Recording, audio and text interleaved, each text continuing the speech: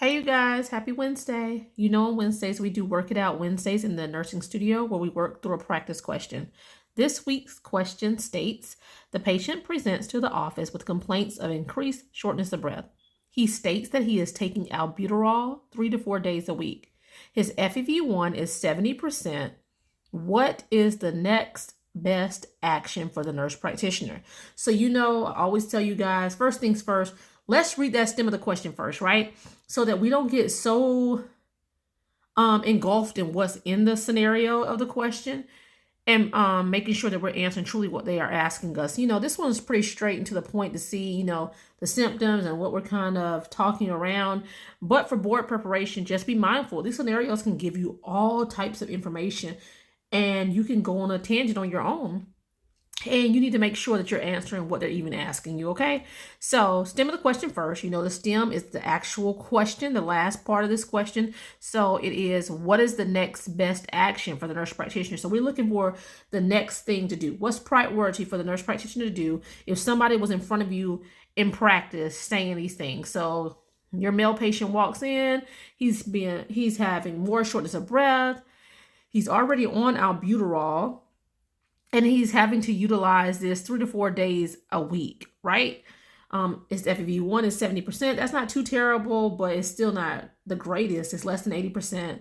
And then what is albuterol? So, as you're thinking through this question, because you want to know what's next to do. So Calbuterolis a SABA, right? A short-acting beta agonist, which is your rescue inhaler. So we use that for our asthmatic patients and our COPDers, right? So in this scenario, the person has increased shortness of breath and they're utilizing their rescue inhaler 3 to 4 days a week. So stop and think about that. With your asthma stepwise approach, because your mind should really go to asthma at this point.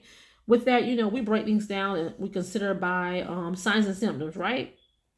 So, intermittent phase, they have signs and symptoms less than 2 days per week, right? The mild persistent phase, they have signs and symptoms 2 days, at minimum 2 days per week. The moderate persistent phase, they have signs and symptoms every single day. And then the severe persistent phase, they have signs and symptoms not only every day, but all throughout the day, okay? So with this person using albuterol 3 to 4 days a week, they must be symptomatic more than 2 days per week. That's falling in that mild persistent phase. So you need to think, how do you treat someone with mild persistent asthma, right? So everybody across the board gets a SABA. SAMAs are interchangeable. But typically with the asthma, we like to go with our beta agonists, but you can use those muscarinic agents interchangeably as we do our beta agonists. And remembering that those muscarinic agents are those anticholinergics, okay? So in this scenario, I always say, whatever the test gives you, continue to go with those medicines. So here, this patient is already on a SABA. We're going to continue out on that phase. So continue with the beta agonist. So our answer choice says A, prescribe a low dose of fluconazole. B, prescribe a low dose of salmeterol. C, prescribe a low dose of tiotropium. Or D, prescribe a low dose of formoterol. So you need to know your medicines and what classes they fall into. So A, that's a what? Inhaled corticosteroid, correct? Ends in zone. B, salmeterol is a long-acting beta agonist. That's your LABA. C is tiotropium, right? That is a anticholinergic. So remembering that with that, that's a long-acting anticholinergic. So that's your LAMAs. And then next we have your formoterol, which is also a LABA, a long-acting beta agonist.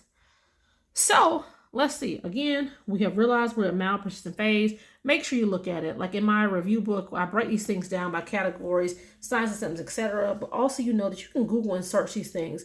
You guys, don't let yourself be stumped and hinder yourself. Look at it. And I'm a visual learner. And even if you aren't a visual learner, these charts are amazing so you can actually see it. It's a stepwise approach for a reason. They're broken down in steps. 1, 2, 3, 4, 5, 6. You know what I mean? So we step up or we can step down with the asthma stepwise approach. So step 1 with the preferred thing, we're going to always have that SABA, PRN. So you can see this patient is already there with that albuterol. That's their rescue inhaler. Step 2, you bump up to the low dose inhaled corticosteroid.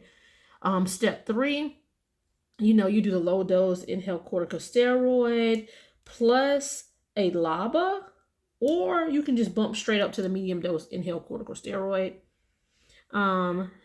Step 4, you go directly to the medium dose inhaled corticosteroid and add a LABA into that. Step 5, you can go up to a high dose inhaled corticosteroid plus a LABA. And then lastly, we can do those high dose inhaled corticosteroids with a LABA, and plus, an inhaled corticosteroid, right? So there's so many things you can utilize as variants in the stepwise approach.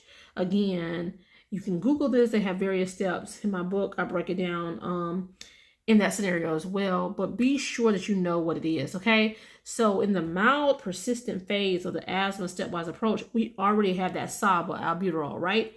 So the next step you want to do is incorporate a low dose inhaled corticosteroid. And so your answer choice A is a low dose inhaled corticosteroid. So you want to next go to A, prescribing a low dose of the fluconazole, okay? I hope you found this helpful. If you have questions, let me know. I have worksheets on these asthma stepwise approaches, COPD approaches, and like I stated in my review book. So, and if not, if you need something immediately, Google it. There are awesome images of the asthma stepwise approaches online to give you clarity on these things. And you need to know that back and forth. You got to write it down.